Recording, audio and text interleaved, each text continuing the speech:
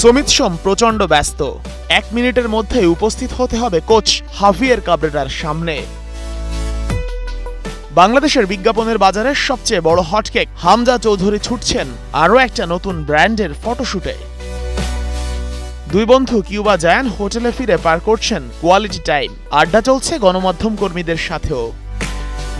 শুক্রবার জুম্মার পর থেকে রাত 8টা পর্যন্ত ছুটি ছিল ফুটবলারদের। এই সময়ের মধ্যে যে যার মতো করে সময় কাটিয়েছেন।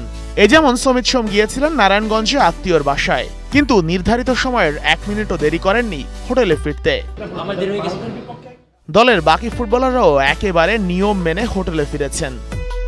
কিউবা মেচেলের অভিষেক দেখার অপেক্ষায় ছিল ভক্তরা। অবশেষে সেই ইচ্ছা পূরণ হয়েছে। দেশের জার্সিতে মাঠে নামতে পেরে প্রচন্ড খুশি ইংল্যান্ডে বেড়ে ওঠা এই attacking midfielder. Yeah, no, it's a really good feeling. An honor to represent all the fans, obviously, for all the love they've shown me over my time getting my process done, and obviously now all focus and attention on the India game. So hopefully we can do something good for the nation. চোট নিয়ে নেপালের বিপক্ষে মাঠ ছেড়েছিলেন জায়ান আহমেদ। জায়ান ভক্তদের দিয়েছেন স্বস্তির খবর, এখন তিনি পুরোপুরি সুস্থ। I'm feeling good now, nothing serious. Inshallah I'll be ready for India. ফুটবলারদের রিফ্রেশমেন্ট সেশন শেষ হয়েছে, এবার প্রস্তুতির পালা ভারত ম্যাচের জন্য।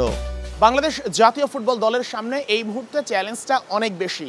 নেপালের বিপক্ষে ঘরের মাঠে কোচ হাভিয়ের কাবরেরার শিষ্যরা নিশ্চিত জেতা ম্যাচটা ড্র করে চাপ বাড়িয়েছে দলের প্রতি। তবে এখনই একেবারে হতাশ হওয়ার কিছু নেই ভক্তদের। ভারতের বিপক্ষে যদি জয় তুলে নিতে পারেন হামজা চৌধুরী, সমিত সোমরা, তবে সব কষ্ট নিশ্চয়ই লাঘব হয়ে যাবে। তবে এই প্রশ্নই এখন সবচেয়ে বেশি ঘুরপাক খাচ্ছে সবার মনে। সত্যি ভারতকে হারাতে পারবে তো হাভিয়ের কাবরেরার শিষ্যরা? সেটাই দেখার অপেক্ষায় 18 নভেম্বরের ম্যাচে। Sheikh Ashik, Star News, Dhaka.